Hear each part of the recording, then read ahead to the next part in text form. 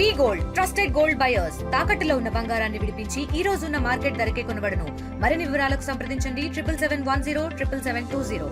ప్రధాని నరేంద్ర మోడీ ప్రతిష్టాత్మకంగా తీసుకున్నటువంటి సూపర్ జీఎస్టీ సూపర్ సేవింగ్స్ అనేటువంటి కార్యక్రమానికి దేశంలో మొట్టమొదటిసారిగా జిల్లాలో మొదటి సభ వేదిక కానుంది. నన్నూరు టోల్ ప్లాజా వద్ద ఏర్పాటు చేసినటువంటి ఈ సభా వేదిక సుమారు 400 ఎకరాల్లో ఏర్పాటు చేశారు. ఒక సభా ప్రాంగణం మాత్రమే. మనం ఇక్కడ చూసినట్లయితే మూడుకు సంబంధించినటువంటి టెంట్లు 3 లక్షల మంది పబ్లిక్ని గ్యాదర్ చేసేటువంటి కార్యక్రమానికి సంబంధించినటువంటి 3 టెంట్లు ఏర్పాటు చేసినటువంటి పరిస్థితి ఉంది. మొత్తంగా 400 ఎకరాల్లో పార్కింగ్ స్థలాలు, 8 అప్రోచ్ రోడ్ల ద్వారా సభా ప్రాంగణానికి చేరుకునేందుకు పెద్ద ఎత్తున ఏర్పాట్లు చేశారు. ఎప్పుడైతే పీఎం మోడీ సభ కర్నూలులో నిర్వహించబోతున్నారో డేటు ఫిక్స్ అయిన వెంటనే జిల్లా అధికార యంత్రాంగంతో పాటు రాష్ట్రంలో ఉన్నటువంటి ప్రధాన అధికారులంతా కూడా ఇక్కడే తిష్ట వేసి ఈ సభ 16వ తేదీ జరగబోయేటువంటి సభకి సిద్ధం చేసినటువంటి పరిస్థితి ఉంది. మోడీ సభ జరగనున్నటువంటి నేపథ్యంలో ఇప్పటికే పోలీస్ అధికార యంత్రాంగం కూడా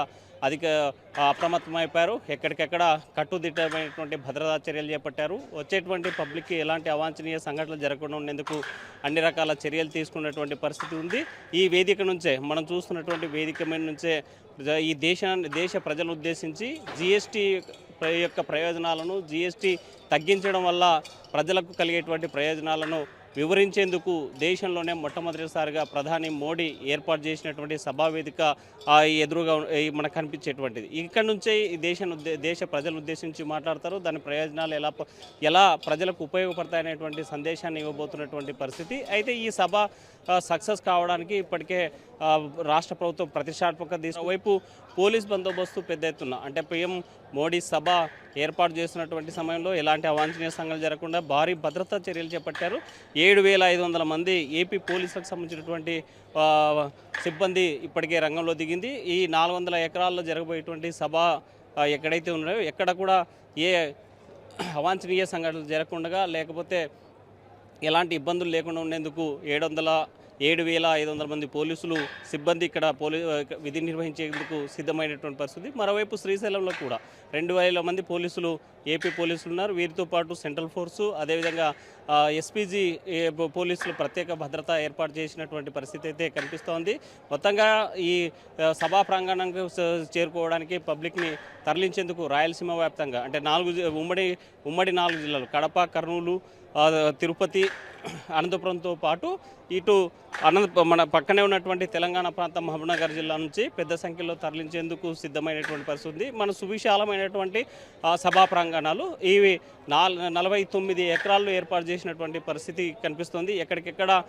ఎక్కడ అంటే వర్షం వచ్చినా, లేకపోతే అధిక ఎండ పెట్టినా, వచ్చినటువంటి పబ్లిక్ ఎవరు కూడా ఇబ్బంది పడకుండా ఉండేందుకు పెద్ద ఎత్తున సభా ప్రాంగణానికి సంబంధించినటువంటి ఏర్పాట్లు చేసినటువంటి పరిస్థితి. అంటే ఎటువంటి పరిస్థితుల్లో అటు ప్రకృతి సహకరించకపోయినా, వర్షం వచ్చినా సరే సమావేశం సక్సెస్ఫుల్గా నిర్వహించేందుకు అధికార యంత్రాంగం ఏర్పాటు చేసినటువంటి పరిస్థితి. ఎక్కడికెక్కడ బ్యారికేడ్లు ఏర్పాటు చేశారు. ఎవరి పబ్లిక్ను దగ్గరకు అంటే ఒక్కొక్క బ్యారికేడ్లో సుమారుగా 500 మందిని కూర్చునేలాగా ప్లాన్ చేసినటువంటి పరిస్థితి అయితే ఉంది. అయితే రేపు 16వ తేదీ జరగబోయేటువంటి సభకి పూర్తి స్థాయిలో ఇప్పటికే అధికార యంత్రాంగం సిద్ధమైనటువంటి పరిస్థితి ఉంది. ఈ విధులు నిర్వహించేందుకు ఈ పీఎం సభ సక్సెస్ అయ్యేందుకు సుమారుగా 40 మంది ఐపీఎస్ అధికారులు, 35 మంది ఐఏఎస్ అధికారులు కంటి మీద కునుకు లేకుండా గత వారం రోజుల నుంచి ఇక్కడ ఏర్పాట్లు చేస్తున్నటువంటి పరిస్థితి మనకు కనిపిస్తూ ఉంది. ఇప్పటికే ఈ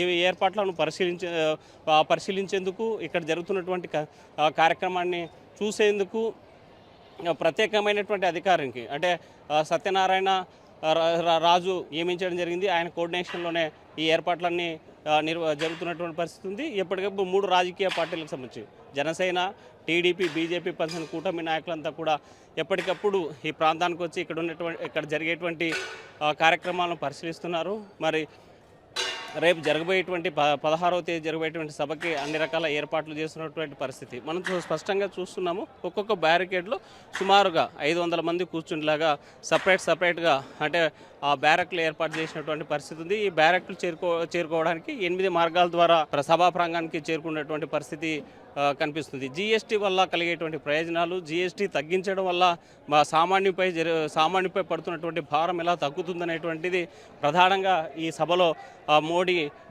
ప్రసంగించేటువంటి పరిస్థితి కనిపిస్తూ ఉంది. మోడీ రారక అంటే 16వ తేదీ మొదటిగా శ్రీశైలం చేరుకొని శ్రీశైలం సన్నిధిలో ఆ భ్రమరాంబిక మల్లికార్జునను దర్శించుకున్న తర్వాత శివాజీ మ్యూజియంని ప్రారంభిస్తారు. అనంతరం ఇక్కడి కర్నూలుకు చేరుకుని అంటే అక్కడ హెలిప్యాడ్ ద్వారా లిఫ్ట్ అయి నన్నూరు దగ్గర టోల్ ప్లాజా వద్ద ఏర్పాటు చేసినటువంటి సభా ప్రాంగణానికి చేరుకుంటారు. ఇక్కడ నుంచే వర్చువల్ ద్వారా 400 ఎకరాల్లో ఏర్పాటు చేస్తున్నటువంటి డ్రోన్ హబ్ వర్చువల్గా ప్రారంభిస్తారు. ఆ తిరిగి సభ ముగిసిన తర్వాత ఓరుకల్ ఎయిర్పోర్ట్ నుంచి తిరిగి ఢిల్లీకి వెళ్ళనున్నారు ప్రధాని మోడీ. సో 16వ తేదీ జరగబోయేటువంటి ఈ సభకు భారీ ఎత్తున ఏర్పాట్లు ముమ్మరంగా జరుగుతున్నటువంటి పరిస్థితి అయితే తాజాగా నన్నూరు టోల్ ప్లాజా వద్ద కనిపిస్తోంది. వేడజల్లి చంద్రశేఖర్తో హుస్సేన్ RTV PM మోడీ సభా ప్రాంగణం నుండి. తెలుగులో ఫాస్టెస్ట్ న్యూస్ ఇప్పుడు కొత్త అవతారంలో 5 సెకండ్లోనే పూర్తి వార్తా సమాచారం మీ చేతిలో. సోషల్ మీడియా ట్రెండ్స్ మీ కళ్ళ ముందుకే live TV and voice search options తో ఇప్పుడే డౌన్లోడ్ చేయండి. యాప్ లింక్ డిస్క్రిప్షన్లో ఉంది.